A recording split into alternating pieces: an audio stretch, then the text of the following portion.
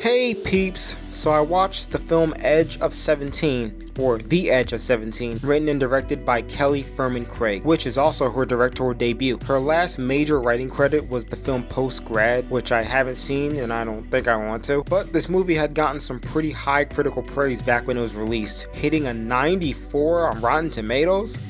Well, I'ma be honest, when I first saw this movie, saw all the praise it got, I was beyond perplexed. I just didn't like this movie when I first saw it in 2016. Something felt artificial about it, and I never watched it again until something in me saw a physical copy at Walmart and I felt compelled to talk about it. So here I am, trying to figure out what went wrong with this movie, and hopefully this video does exactly that. Now, let me just say this. I watched this movie twice in a short span of time and wrote about a hefty amount of things on my second watch as much as I did on my first. So let me just say that seeing it a second time made me less inclined to rip this movie to shreds and more so to see what the film was trying to aim for. And revisiting the film made me wish I could like it more than I did, because the underlying elements being explored seem to have had some sort of potential, but the problem is the execution leaves a lot to be desired.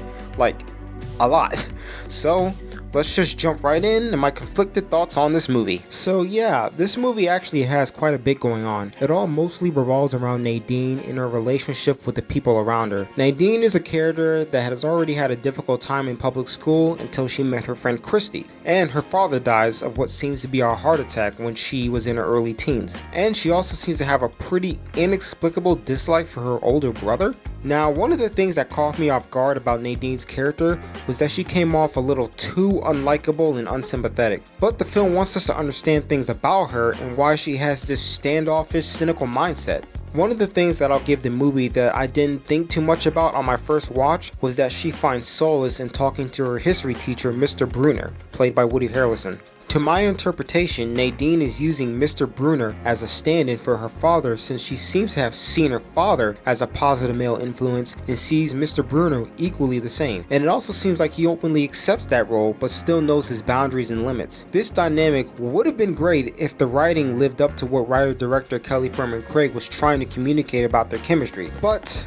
the chemistry between them feels unnatural because the dialogue they exchange doesn't come off as revealing character, but rather expository at times. Thankfully, it's not constant, but if there's a lack of foundation that attributes to natural character dynamics and dialogue that is versionized with action, then a lot of the remaining elements of their chemistry suffers. It's bad enough that the written dialogue isn't even remotely funny, at least in my opinion, but it's worse when you have characters talking like this. I like old music and old movies and even old people. Bottom line is I have nothing in common with the people out there, and they have nothing in common with me. Man, I'm telling you, this whole rant that she goes on explaining things about herself had to be the worst scene in the movie by far. Not only because it's too many things that we never saw from her before, but she also doesn't really come across as any of these traits unless she has to, you guessed it, blatantly explain it. I don't know why the show don't tell strategy wasn't utilized, but it kept me distracted by the fact that Craig really doesn't seem to trust her audience on picking up visual subtleties about a main character, or at least pick up information based on how she acts or says things that reveals her character. While watching the movie, I thought of two characters that did this better. Daria Morgendorffer from the show, Daria, and Kayla Day from the movie 8th Grade, which you haven't seen, I recommend. Now, I know some people will call me out as being unfair for using Kayla as an example because she was only a middle schooler, but both Nadine and Kayla have similar backstories and similar characterizations, mostly both having a single mother or father and are unable to communicate deeply with them or with other people. I'll start with the Kayla comparison. Yes, Kayla is 4 years younger than Nadine, but they both come off as kids that cannot fully connect to a specific social circle or communicate what personally bothers them. Why Kayla comes off as a better character is while she struggles to fit in, she doesn't see herself above others. She's not remotely cynical. She has a certain degree of genuine humility that is communicated not just through dialogue, but also through how she visually responds to certain things. She's interesting and sympathetic because she tries but still accepts the results. I also appreciate the film acknowledging her physical imperfections, such as her acne and her body. Another small detail I like to add is the symbolism of her cracked phone and how it's a reflection of her own imperfections that she's unable to fix, but eventually she embraces, and it grows her into a stronger, more confident, and self-fulfilling character. I wouldn't even go as far to say that she's the most mature 8th grade character that I've seen in a movie. She even finds solace in her YouTube channel where she expresses herself creatively, which she also uses as a positive platform where she contributes to her viewers positive advice. And with that, she takes her own advice all the time, even when there's moments she's being challenged. Nadine doesn't really have any outlets of her own. She comes off one-dimensional and practically just an archetype of the angsty, cynical teenager, but with no trace of her own that shows that she's more than that. Now, let me get to the Daria character, who is probably the closest to an accurate comparison to Nadine. And in a sense, Daria is much worse than Nadine, and I don't use that as a criticism either. Daria doesn't even try to connect with others. She embraces who she is, and yes, she is incredibly cynical. But the difference is, Daria is still a well-rounded and fleshed out character, and she actually does have moments where she connects and interacts with other characters she usually won't. She still has genuine moments, and her philosophies and mindset is consistently challenged, and she starts to understand certain perspectives and learns from them. She isn't just some walking archetype. She's given depth that Nadine lacks. Daria's dialogue consists mostly of just sarcasm, but it's endearing because the dialogue is actually good and it works because it reveals things about Daria's character. Not like Nadine, who just gives us her entire character wiki description.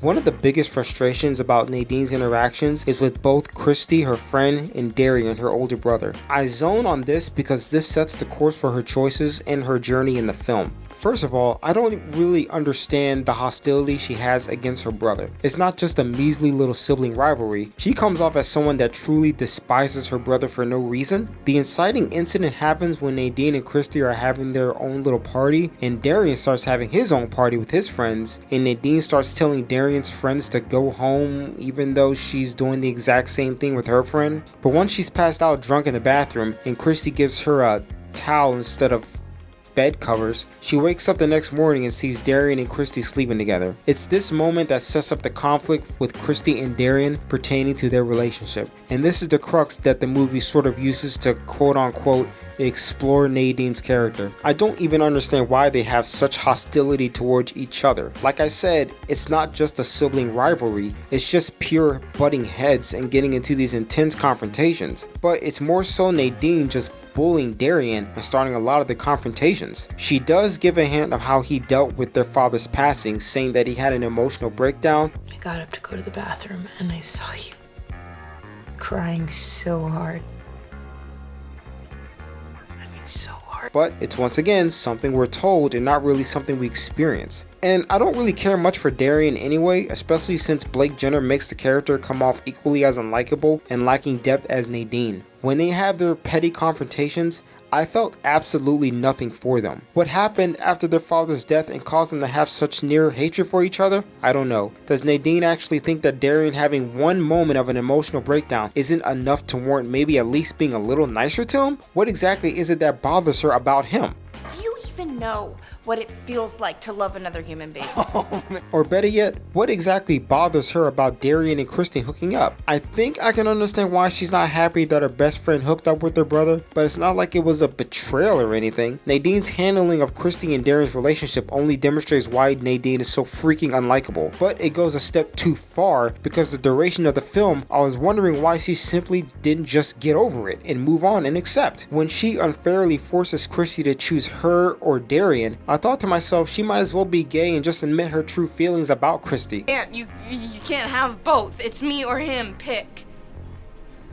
Now, the rebuttal for my issue with this plot point will be that Nadine is a teenager that acts unreasonably for such reason. Well, okay, maybe. But remember the episode of Daria titled Jane's Addition? Daria also was put in a position where she had issues with Jane developing a relationship with a boy, this boy being Tom. But Daria had an understandable reason for not being too wild about this Jane-Tom thing. They had a project to work on, and as we all know, Daria sees things through when it's required of her in school. Spoils my dinner. So you want to work on this multimedia thing?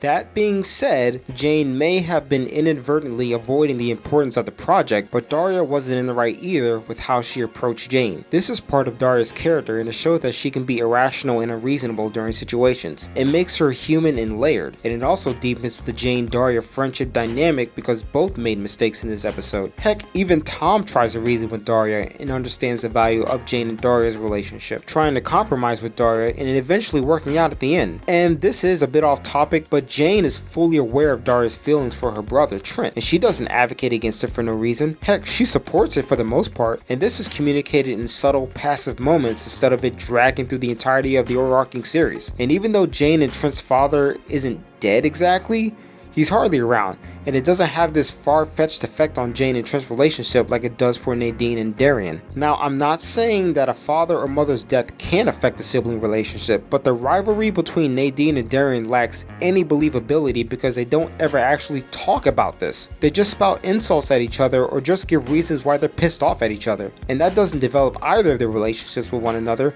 nor does it really build upon their individual characterizations. So wouldn't it be more believable if Nadine didn't act so freaking radically reactive about Darian and Christy? And how come we don't ever have more scenes of Darian and Christy talking about the relationship aside from them recalling the fact that that one night meant nothing when it actually does? I'm not saying to attribute an entire plot line to their relationship, but if it affects the main character, then allow them to have a plot line that connects their relationship to the main characters and have it pay off. For some reason, they just continue their relationship off screen as if they're disregarding Nadine entirely. I mean, I can't really blame Christy since Nadine's handling of the situation is unreasonable, especially the way Nadine told off Christy. Yeah, because chances are, those pricks, they're not gonna give a shit about you when Darian drops your ass for someone hotter.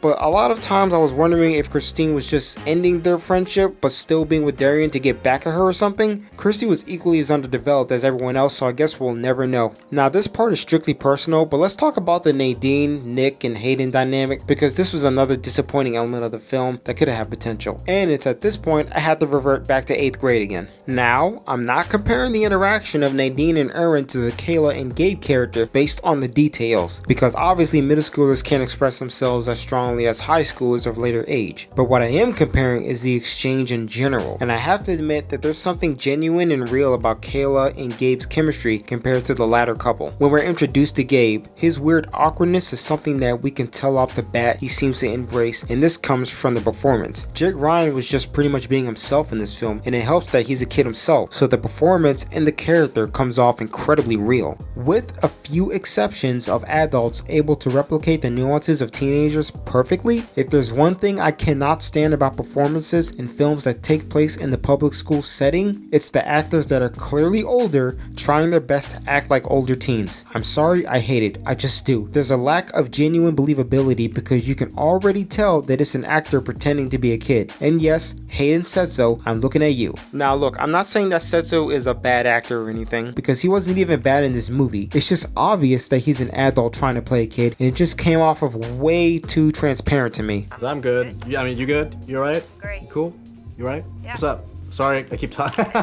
It's just, I don't. How are you? Are you good? You alright? So Tim's theme park's open. But it sort of rubs me the wrong way when it comes to Nadine and Erwin's dynamic. It seems like the actors are trying to make their awkwardness endearing, but it just came off as Setzo trying way too hard to be awkward rather than feeling it naturally a part of his character. Some will disagree with me on this, and if you found nothing wrong with his performance, then that's perfectly fine. I just wanted something a little more real and genuine from him. The moments they spend time together fared a little bit better the second time I watched this movie, but some of the dialogue exchange between them was aiming more for just awkwardness rather than natural exchanges between two teenagers. And I do wish that they casted someone at least around Steinfeld's age, and I think that would reach more for what they were trying to aim for in the first place. Oh lord.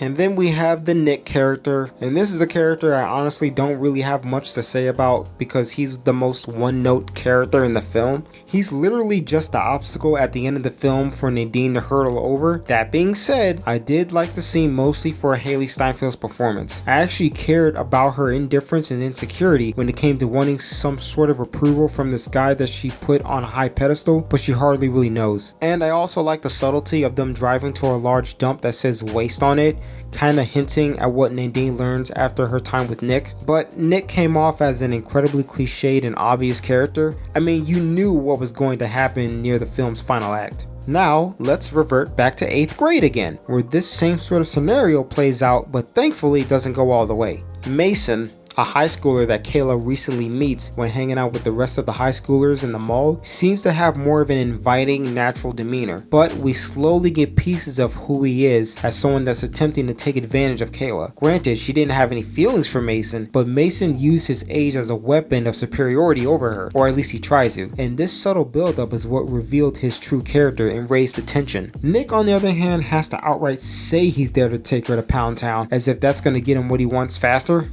Sorry. To get to know you, not just do it in the first 5 seconds. You wrote me a novel about how you were dying to blow me in Petland, you psycho. I'm not here to get to know you. She's tough. Wait, what the hell is that? What is it? Whatever it is, it's absorbing chimeras. What?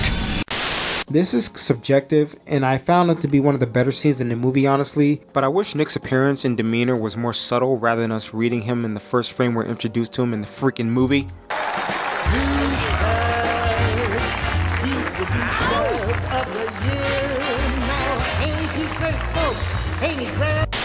By the end of the film, I was even more confused about what this film was trying to say. I will give them credit for Nadine learning how self-centered she was, but I feel she was only learning this because she found out that her crush was a creeper just trying to get in her pants. Now this is an off-topic nitpick, but the scene where Mr. Bruner temporarily takes her in after the Nick issue kind of pisses me off. And it's only because Bruner's wife welcomes him in as if he just came from a month-long business trip, when I'm pretty sure he left the house to go pick Nadine up. I mean, did we really have to sledgehammer in the fact that Nadine was wrong about Mr. Bruno being alone by drilling into our heads that he's a happily married man? I mean, Craig, really? Come on. Nadine's reconciliation with her brother felt very rushed and last minute, with Darian giving expository dialogue about how he has personal struggles instead of us experiencing these struggles with him. I love spending another night talking Mom off the ledge.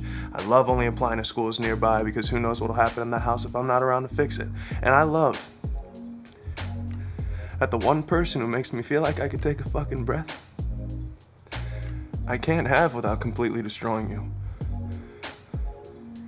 So you're right. It doesn't really feel earned because the dialogue feels like it's ham-fisted sentimentality rather than natural character development. And this goes double for Nadine, as when she does pour her heart out to her brother, she gives this sappy monologue that I would have appreciated if she felt more like a real sympathetic character rather than an unlikable brat. And this is followed by Steinfeld's try-hard emoting when delivering the dialogue. You know, ever since we were little, I would get this feeling like I'm floating outside of my body, looking down at myself. How I'm acting, the way I sound, and I don't know how to change it. Like Nadine and Darian's screen time before, I couldn't really feel anything between these two no matter how much the dialogue wanted me to. Yeah, so also cut to the next day where Nadine, out of the blue, accepts Darian and Christy's relationship, which I said before, took way too long of the entirety of the movie to get to. It just feels like a scene was missing between Christy and Nadine that could have bridged smoothly to this moment, much better than otherwise, and it would bring everything full circle. Now, to end this video, I just want to say, after watching this film again, I understand what Kelly Craig was trying to do. Give a portrayal of a teenager that struggled to communicate what bothers her and her inability to cope with things in her life, even though that could go without saying. I mean, that's great and all, but why at the expense of getting me to know and like this character? Why does she have to be this bratty, unlikable twit? I don't have to go back to the Daria comparison again, do I? I think what would have helped is more scenes of her and her father, or scenes of her and her brother while their father is still alive. That would add a lot of context and weight to their dynamic, so I could see both their perspectives when they were affected by their father's death. Leaving things to interpretation is great, but not when the information we lack tarnishes the investment of the characters we're supposed to care about. Now you're all wondering why I didn't mention the moments between Nadine and her mother. Well, They felt like afterthoughts and I didn't really see anything about them that was worth notable. They have nice moments, then she embarrasses her mom at work by stealing her car, sneaks out at night, then the next morning she texts her mom that she's safe instead of a sincere apology, and that's pretty much what I got out of both watches. If there's more, leave me in the comments something that I missed. I also want to acknowledge that while I like Hailee Steinfeld as an actress, I felt she was miscasted as Nadine. I seriously do. When I saw how she was performing this character, I knew what she was trying to go for, but it just didn't work for me. Now, there are 3 actresses that I felt could have done this better. Saoirse Ronan, who actually played this type of character in the movie Lady Bird, Zendaya Stomer, and Ellie Fanning. And based on their roles from movies before this, I think they embodied the kind of character Craig wrote for Steinfeld without the obnoxious, try-hard snarkiness, but still maintain the cynical, self-centered qualities added with some likability and nuance that was intended for a teenage outcast in high school. But overall, I was expecting to come down harder on this movie than I initially did in this video. If you like this movie more than I did, I'm glad you got something out of it, and I'm more than interested in hearing your thoughts about it. So please drop a comment below just to share your perspective on the film. I saw a lot of potential in this movie, but I felt it fell short, and I hope that I was able to communicate such. But if you like my content and you want to see more, like and subscribe to the channel, and peace out and love y'all.